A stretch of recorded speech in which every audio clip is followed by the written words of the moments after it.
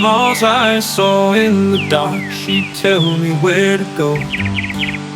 Psychic visions filled her mind, her love a constant glow. Born under signs she called divine, she held me close and tight. My grandmother, Ngaurupa Romana, she lived in Waipuna. That was the name of her land. It was called Waipuna because it had a beautiful spring that just bubbled out of the earth with clear, cool, fresh water.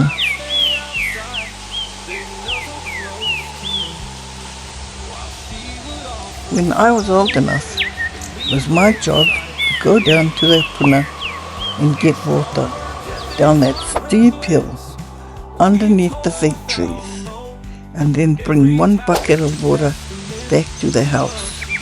That water was just for cooking and drinking.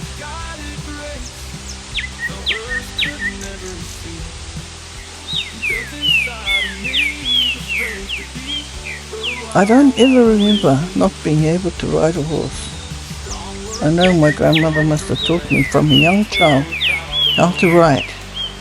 And if we didn't walk, we rode our horses. Someone told me that when I was young, she carried me on her back for 2 miles all the way from the road to her house.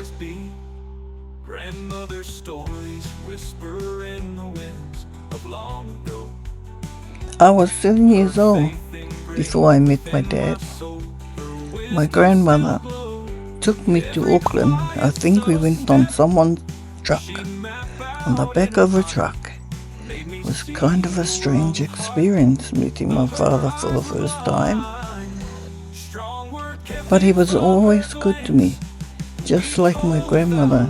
He had unconditional love for me.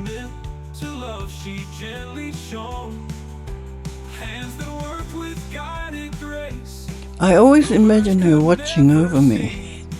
She was my protector, my voice of reason. I loved her more than I ever knew at that time. But now I understand. My grandmother, Ngaurupa Romana,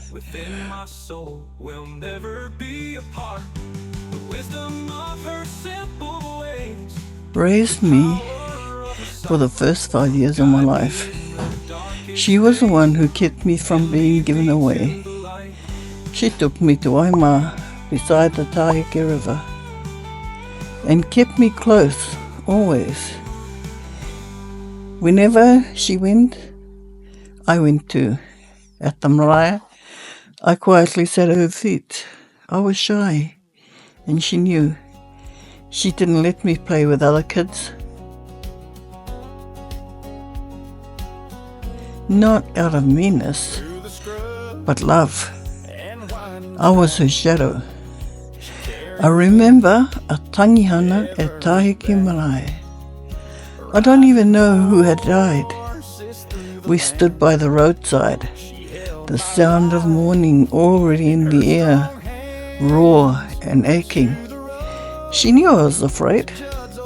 She picked greenery from the side of the road.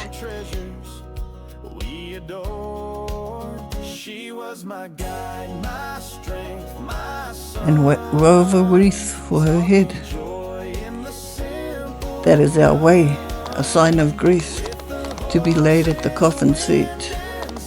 Then she turned to me, hugged me and said softly, "Stay here, look after the horses, I'll be back." She knew what I needed, so I waited with the horses, and the crying from the whare struck me like thunder. That sound always stays with you. It travels right through your bones. She was gone a long time, and when she returned, it was nearly nightfall. We rode home quietly that night. Like so many nights before, I curled into her arms.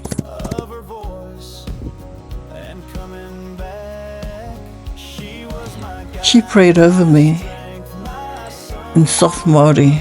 her breath warm against my cheek, her body wrapped around me like a korowai. She was my safe place. She was always my safe place, even when she came to the lake later in life.